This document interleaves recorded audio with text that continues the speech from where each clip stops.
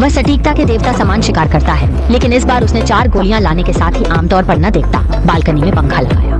त्रुटियां न हो, कांग भाई ने राष्ट्रपति के प्रकट होने से पहले एक गोली चलाई, लेकिन गोली बाहर जाते ही यह 50 सेंटीमीटर चकरा गई, जो स्नाइपर के लिए घातक है। इसलिए उसने हथियार को समायोजित कर फिर से गोली चलाई। यह बार सटीक और गंभीर था, पर राष्ट्रपति हत्या की सफलता का इनाम केवल अप्रासंगिक 0.01 है। मिशन पूरा होने पर कांग भाई ने सीधे निकलने का नहीं, बल्कि जानबूझकर बॉडीगार्ड्स को अपनी स्थिति दिखा दी। बाद में उसने हथियार तोड़कर सूटकेस में रखा और कमरे के बिस्तर नीचे बम रखा। बाहर निकलते समय उसने आग अलार्म बजाकर पुलिस को स्थान पता चलाने दिया। फिर तैयार की हुई कार चलाकर तेजी से भागा। पार्किंग स्थल पर पहुंचकर ट्रंक से सामान निकाला। फिर उसने उसे दूसरी ऑडी कार में डालकर चुपचाप बिना किसी को बताए चला गया। जैसे स्वॉट टीम पहुंची,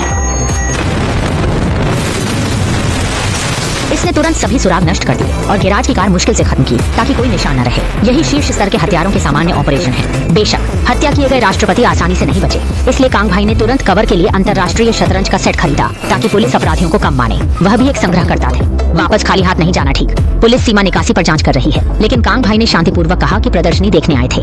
उनकी पहचान सत्यापित करने के बाद पुलिस ने उनसे सहचालक स्थान का डिब्बा निकालने को कहा।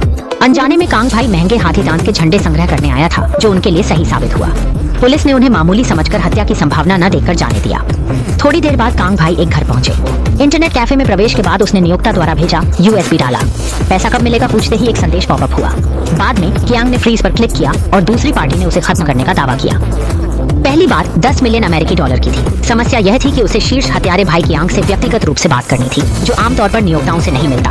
फिर भी उसने कदम उठाकर तय किया कि पहली बार दूसरी पार्टी 500,000 अमेरिकी डॉलर का भुगतान करे। शेष राशि अनुबंध के बाद भी उसी राशि में देनी होगी। सहमति और पता मिलने पर भाई कियांग निरीक्षण के लिए गए। ये सुनिश्चित करने के बाद कि दूसरी पार्टी अकेले आई थी, वह धीरे धीरे उनका पीछा करते रहे। मैं चार्ल्स को मारने आ रहा हूँ। इस नाम सुनते ही भाई कियांग ने राशि $100 मिलियन बढ़ा दी।